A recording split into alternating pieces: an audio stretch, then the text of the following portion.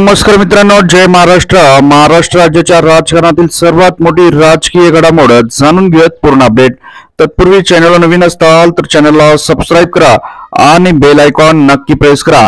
महाराष्ट्रात आता विधानसभा निवडणुका आहेत।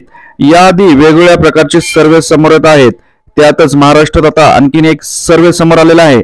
यामुळे नक्कीच या सर्वेमध्ये शिंदे फडणवीस सरकारला मोठा धक्का बसताना दिसत आहे। जाणून घेऊयात संपूर्ण माहिती।